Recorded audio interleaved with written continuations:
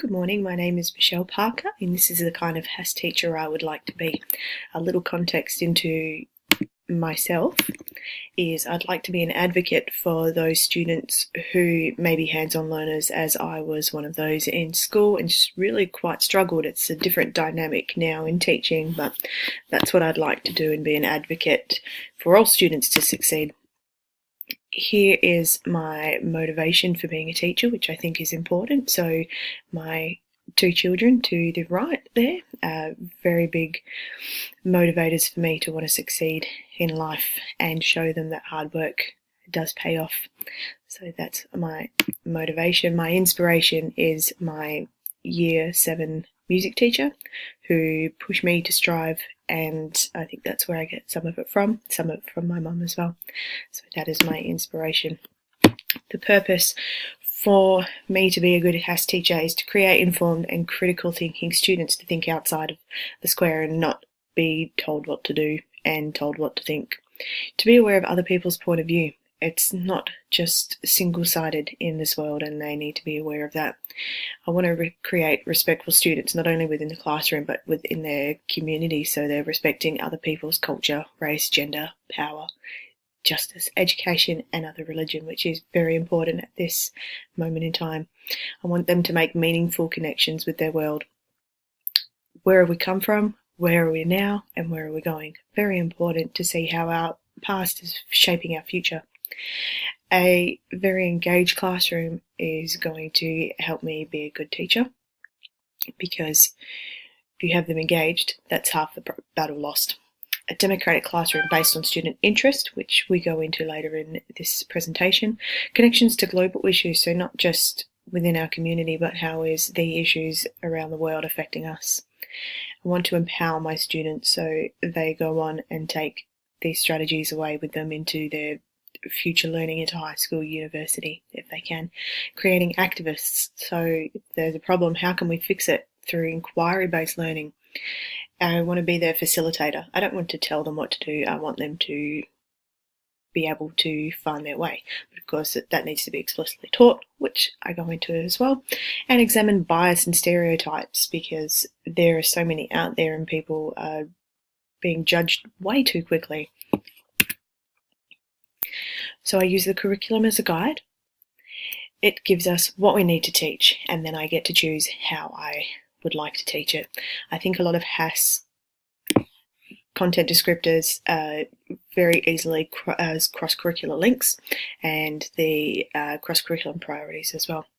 So I need to decide from what point of view I'm going to show that. For example, if I was showing the colonisation, do I choose to do the massacres of the Aboriginal people, as this was a very important time for our country? It may not have been a great way of looking at things, but it's happened, and we need to address that, and not just from Western culture, Western view.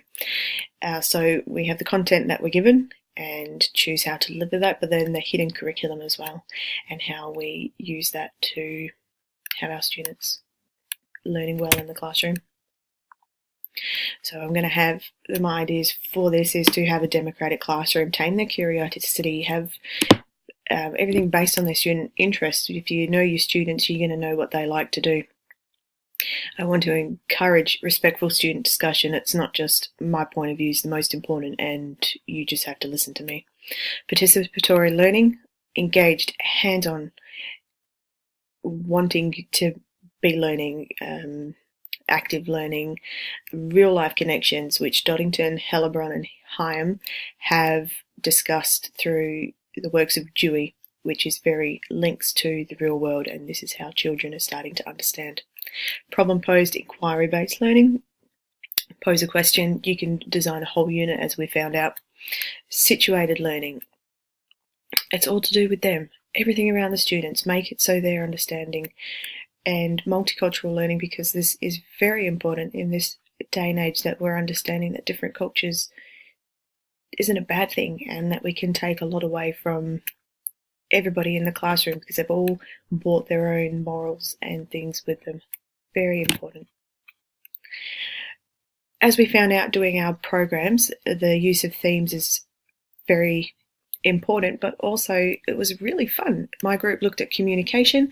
We were able to cover literacy, numeracy, geography, use of ICT, music and history, all in one term plan.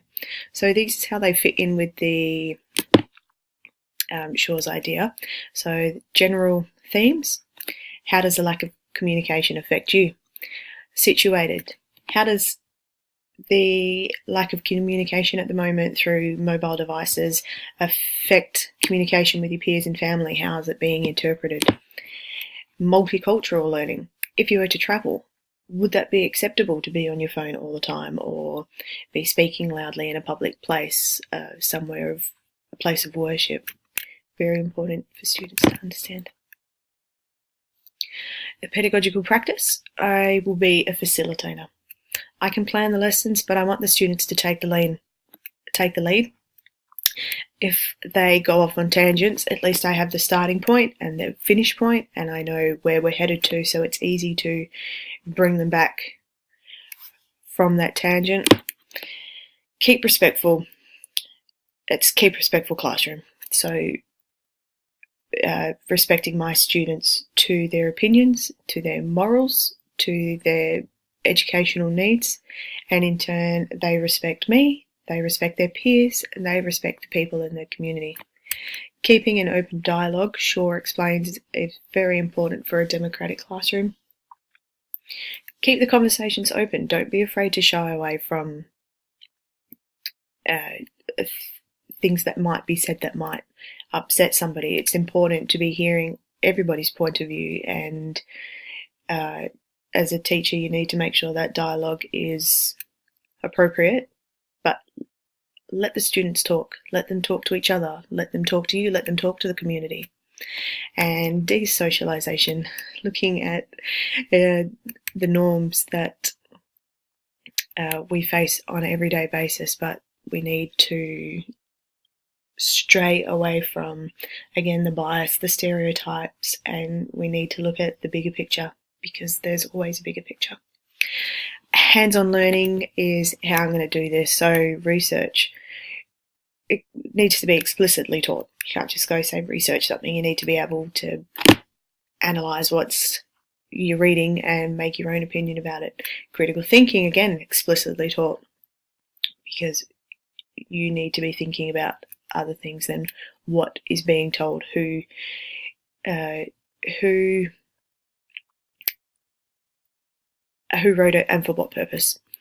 Engagement, if we can keep them engaged, that's half my battle.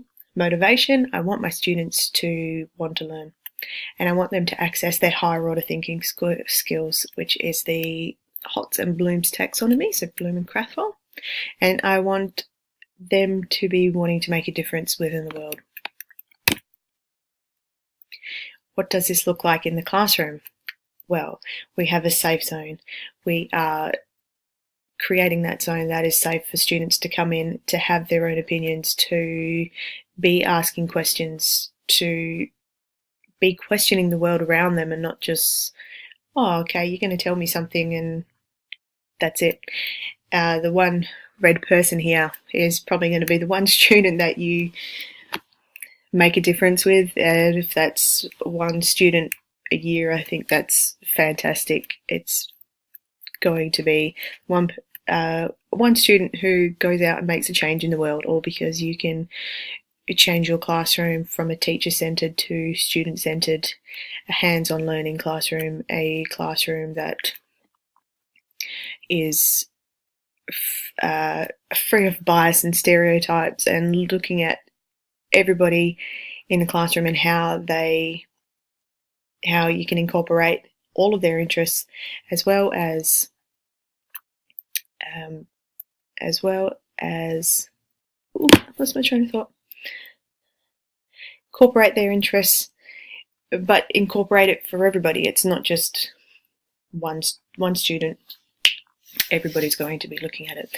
So all these points are very important for creating that classroom that questioning is going on.